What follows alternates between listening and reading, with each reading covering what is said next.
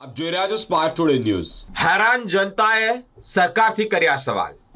સુરતના રાંદેરમાં 50 થી 60 વર્ષ જૂના ઘરનું નામ યાદીઓમાંથી કાઢી નાખવામાં આવ્યું છે। આ તમામ ઘરોના નામ કાઢી દેવામાં આવ્યા હોય ત્યારે તમામના નામો નથી દેખાતા એ યાદીઓમાં। ફાન્સીની ચાલ રાજુનગર થી આ માહિતી સામે આવી છે। ગુજરાત રાજ્યમાં હાલ અત્યારે એસઆઈઆર ને લઈને કેટલાક નાગરિકો હેરાન પણ થયા છે।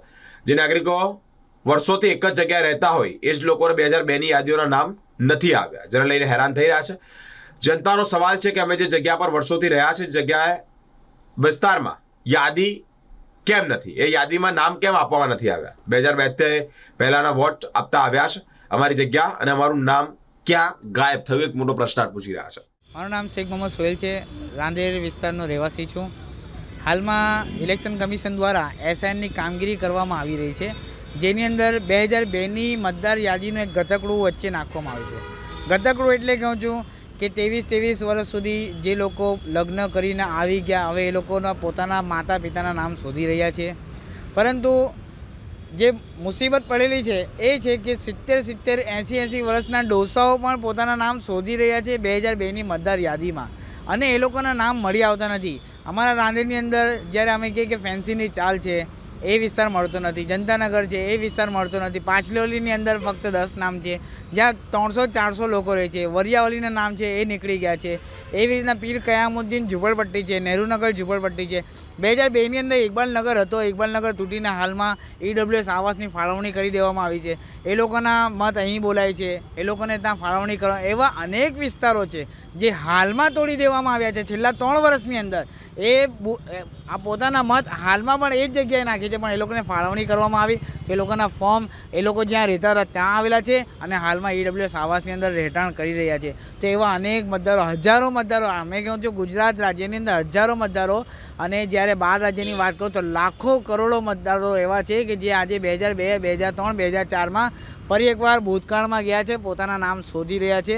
તો એ લોકો આજની તારીખમાં તકલીફમાં પડેલા છે। ECIની જે સાઇટો છે એ પણ ચાલતી નથી, એની અંદર પણ એ લોકો કાં બૂથ યાદ રાખવાના છે, એ બૂથ એ લોકોને મોહલ્લાઓ પણ યાદ નથી, એવા લોકો આજે ધક્કે ચડી રહ્યા છે। તો સરકારની તૈયારી વગરની એસઆઈઆર આજે સરનો માથાનો દુખાવો બની ગઈ છે એવું લાગે છે।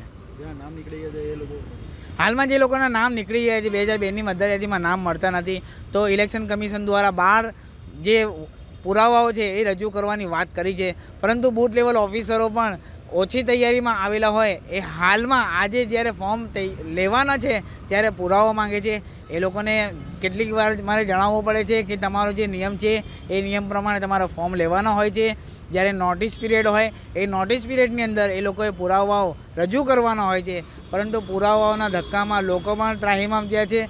BLO પણ બિચારા ત્રાહિમામ થયા છે, સવારના 4 વાગ્યા સુધી ઘરમાં બેસીને એન્ટ્રી મારી રહ્યા છે।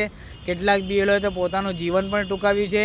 તો સરકારે એ BLOને પણ 4-4, 5-5 લોકોને સહાયક આપવા જોઈએ। એક BLO 1400 મતદારોનું કામ કરે તો એના માટે 1 મહિનાનો સમય બહુ ઓછો કહેવાય।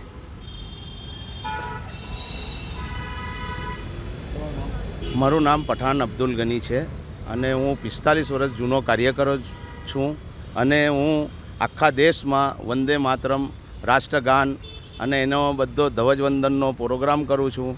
આજે દુઃખની વાત એ છે કે હું જ્યારે બી બહાર નીકળું છું તો લોકો મને કહે છે તમારું નામ જ નથી, તમે વિદેશી છો। એટલે મને તો ઘણું જ દુઃખ થાય છે કે આજે આવા માણસોને તમે આવા સર્વે કરવાવાળાઓને રાખ્યા। આજુનું ઘર ખરું, બાજુનું ઘર ખરું, વચલો જ ઘર ગાંધીવાદીઓનો ઉડાવી દેવાનો।